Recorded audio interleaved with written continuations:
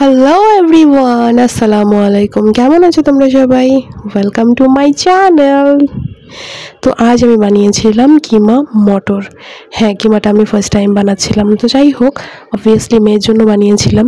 মেয়ে খাওয়ার সময় বলছে, আম্মু চিকেন কই? আমি বললাম এইটাই তো চিকেন। বলছে না, আমি তো এইভাবে খাবো না, আমি তো আলু দিয়ে ঝোল খাবো। বোঝো অবস্থাটা, আমার পরিশ্রমই বৃথা। তো যাই হোক, কিমা মটর বানানোর জন্য দেখো আমি এখানে একটা ফ্রাইং প্যান নিয়ে নিয়েছি। ফ্রাইং প্যানটা গরম হয়ে যাওয়ার পরে এখানে পরিমাণ মতো সয়াবিন তেল দিয়ে নিয়েছি আমি। তেলটা গরম হয়ে গেলে দিয়ে দিচ্ছি পেঁয়াজ কুচি। তারপরে পেঁয়াজ কুচিটাকে আমি সুন্দর করে ভেজে নিচ্ছি, একদম গোল্ডেন ব্রাউন কালার চলে আসা পর্যন্ত আমি এটাকে ভেজে নিব। পারফেক্ট কালার যতক্ষণ পর্যন্ত না আসছে আর কি। তো দেখো এই যে গোল্ডেন ব্রাউন কালার চলে এসছে, পারফেক্ট একটা কালার চলে আসার পরে আমি এখানে ব্যবহার করছি প্রয়োজন মতো মশলাতে আমি এখানে প্রথমেই দিয়ে দিচ্ছি লবণ, তারপরে মরিচের গুঁড়া, হলুদের গুঁড়ো, সামান্য জিরা ধনের গুঁড়া, গরম মশলার গুঁড়া, আদার পেস্ট এবং রসুনের পেস্ট। তারপরে এটাকে ভালোভাবে আমি কষিয়ে নিচ্ছি মশলাটাকে। দেখো সুন্দর করে কষিয়ে নিতে হবে। এই যে তারপরে কষানো শেষ হয়ে গেলে আমি এখানে দিয়ে দিচ্ছি আগে থেকে রেডি করে রাখা কিমা। আমি এখানে চিকেন কিমাটা ব্যবহার করছি, আর কিমাটা কিন্তু আমি বাড়িতেই করে নিয়েছিলাম।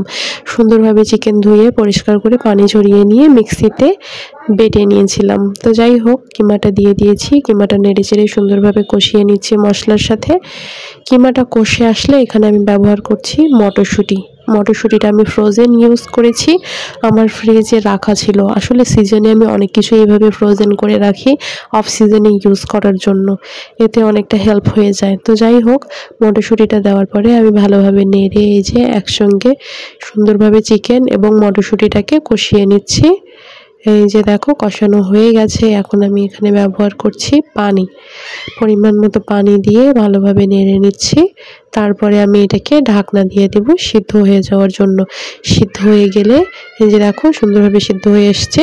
এখন আমি এখানে ব্যবহার করব সয়া সসটা আমার ঘরে রাখা ছিল, এই জন্য আমি ব্যবহার করছি। তোমাদের থাকলে ইউজ করতে পারো, না থাকলে কোনো প্রবলেম নেই। এতে মানে টেস্টের কোনো হেরফের হবে না, পারফেক্ট টেস্ট যেটা সেইটাই আসবে।